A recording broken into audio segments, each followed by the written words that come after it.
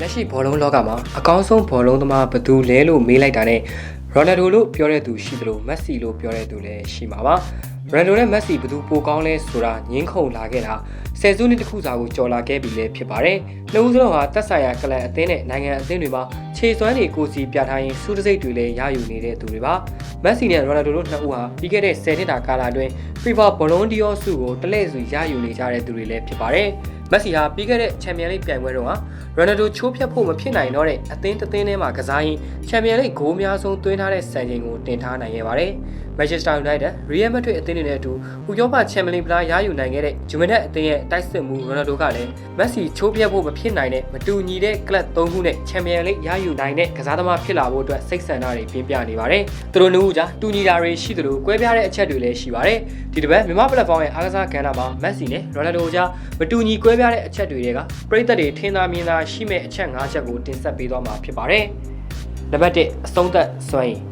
ရိုနယ်ဒိုဟာပြင်းထန်အားပါတဲ့ကန်ချက်တွေနဲ့ဂိုးသွင်းယူလေးရှိတဲ့သူတူပါကျင်းမြောင်းတဲ့အန်ဂယ်တွေဒါမှမဟုတ်အရန်ဝေးကွာတဲ့နေရာတွေကနေဂိုးသွင်းယူလေးရှိသူပါအဆုံးသက်စွမ်းရည်ကောင်းမွန်လွန်းတာကြောင့်နောက်ခံလူနဲ့ဂိုးသမားတွေဟာပွဲတိုင်းလိုရိုနယ်ဒိုကိုပဲသတိထားနေကြရပါတယ်မက်ဆီကတော့ရိုနယ်ဒိုလိုပြင်းထန်အားပါတဲ့ကန်ချက်တွေထက်အပေးယူလိုပြီးဂိုးသွင်းရတာကိုပိုအားသန်ပါတယ်ကွင်းလယ်ကနေတောက်လျှောက်ဘောလုံးဆွဲယူလာပြီးသူကိုယ်တိုင်အဆုံးသက်ရင်မသက်ရင်ကစားပေါ်တယောက်ယောက်နဲ့1-2ရိုက်ပြီးသွင်းယူရတာမက်ဆီရဲ့ပင်ကိုခံပါမက်ဆီကမယုံကြည်နိုင်လောက်အောင်ဘောလုံးစွမ်းရည်ရှိသူတူဦးဖြစ်ပြီးတစ်ဖက်အသင်းရဲ့နောက်ခံလူတွေနဲ့ဂိုးသမားကိုပါလှည့်စားပြီးဂိုးတွေသွင်းယူနိုင်သူတူဦးဖြစ်ပါတယ်။နံပါတ်2ဘောလုံးနဲ့တသားရဲဆွဲပြေးနိုင်မှုတစ်ချိန်လုံးကရိုနယ်ဒိုဟာကမ္ဘာပေါ်မှာဘောလုံးနဲ့တသားရဲဆွဲပြေးနိုင်တဲ့အကောင်းဆုံးကစားသမားတွေကတစ်ယောက်ပါ။ Manchester United နဲ့ Sporting Lisbon မှာရှိနေစဉ်တော့ကတောင်ပန်ကနေသူဘောလုံးဆွဲလာပြီးဆိုရင်နောက်ခံလူ2ယောက်3ယောက်လောက်သူ့ကိုကတ်ထားရပါတယ်။ဘောလုံးကိုခြေအောင်ပြပြီးလှောက်ထွက်တဲ့နေရာမှာဆရာတစုဖြစ်ခဲ့တယ်လို့တောင်ပန်ကနေဘောလုံးဖြတ်တင်တဲ့နေရာမှာလည်းချူးချွန်သူတူပါမက်ဆီကတော့ကမ္ဘာပေါ်မှာအကောင်းဆုံးဘောလုံးနဲ့တသားရဲဆွဲပြေးနိုင်သူပါသူဟာသူ့ခြေထောက်ထဲမှာရှိနေတဲ့ဘောလုံးကိုလိုအပ်တယ်လို့ထိန်းချုပ်နိုင်ပြီးဘောလုံးနဲ့တသားရဲဖြစ်လွန်းလို့မက်ဆီစီကဘောလုံးလူယူဖို့ဆိုတာအင်မတန်ခက်ခဲလာပါတယ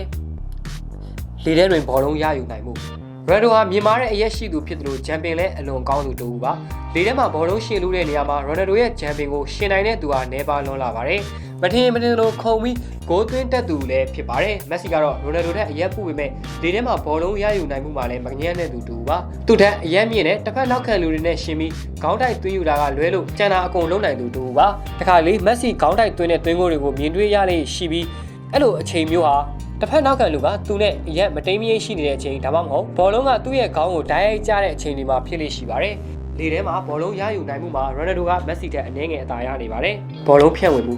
ရိုနယ်ဒိုဟာမန်ချက်စတာယူနိုက်တက်အသင်းမှာရှိတော့ဘောလုံးဖြန့်ဝေမှုအားနည်းတဲ့သူတစ်ယောက်ပါအဲ့ဒီချိန်တော့သူဟာတောင်ပန်ကနေဘောလုံးဖြန့်ဝေတာထက်သူကိုယ်တိုင်ဂိုးဧရိယာထဲဝင်ပြီးပြင်းထန်တဲ့ကန်ချက်တွေနဲ့ဂိုးသွင်းယူလေးရှိသူပါ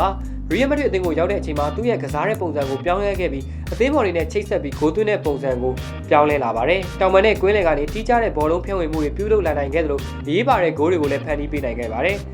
ဒါပေမဲ့ကမ္ဘာပေါ်မှာကစားသမားအနည်းငယ်လောက်သာမက်ဆီလုပ်ပြသလိုတစ်ဖက်နောက်တန်းစုံထဲမှာဘောလုံးကိုအတူပေးအသင်းဘော်တွေနဲ့1-2ရိုက်တာလုပ်နိုင်မှာဖြစ်ပါတယ်။သူ့ရဲ့ပွဲတစ်ပွဲပေါ်အမြင်နဲ့ပွဲကစားနေတဲ့အချိန်အသင်းဘော်တွေနဲ့ဘောလုံးချိတ်ဆက်နိုင်မှုဟာလင်းယုံတကောင်ရဲ့အမြင်လိုပဲလို့တင်စားကြပါတယ်။အာမတန်တဲ့ခြေထောက်ကိုအသုံးပြုနိုင်မှုရိုနယ်ဒိုဟာညာတန်ဖြစ်ပေမဲ့ဘယ်ခြေထောက်နဲ့လည်းဂိုးသွင်းယူနိုင်စွမ်းရှိသူတူပါညာချီနဲ့ကန်တဲ့အတိုင်းဘယ်ချီနဲ့ပါကန်နိုင်တဲ့စွမ်းရည်တူရှိသူဖြစ်ပေမဲ့ဘောလုံးဆွဲပြေးတဲ့နေရာမှာတော့ဘယ်ချီထက်သူအားပို့တန်တဲ့ညာချီကိုအသုံးပြုတာများပါတယ်။မက်ဆီကတော့ဘယ်တန်ဖြစ်ပေမဲ့တခါတလေညာချီနဲ့လှပတဲ့ဂိုးတွေလည်းသွင်းယူလေးရှိပါတယ်။ဒါပေမဲ့သူအားမတန်တဲ့ညာချီဟာရိုနယ်ဒိုအားမတန်တဲ့ဘယ်ချီလောက်ကြန့်ခိုင်မှုမရှိပါဘူး။ဒါပေမဲ့လည်းတခါတလေအဲ့ဒီအားမတန်တဲ့ညာချီနဲ့အသင်းသားတွေကိုဂိုးဖန်တီးပေးလေးရှိသလိုအရန်ဝေးတဲ့နေရာတွေကနေညာချီနဲ့ဂိုးသွင်းယူလေးရှိပါတယ်။မက်ဆီနဲ့ရိုနယ်ဒိုကြားခြားနားချက်တွေကိုပြောရမယ်ဆိုရင်သူတို့နှစ်ယောက်ကြားဘယ်သူပိုကောင်းလဲဆိုတာငင်းခုန်နေကြသလိုပြီးဆုံးတော့မှာမဟုတ်ပါဘူးမြန်မာပလက်ဖောင်းရဲ့အားကစားပရိသတ်ကြီးတွေကလည်းသူတို့နှစ်ဦးကြားတိတာမြင်လာတဲ့ခြားနားချက်တွေအကြောင်းကို comment box မှာဆွေးနွေးလို့ရပါတယ်နော်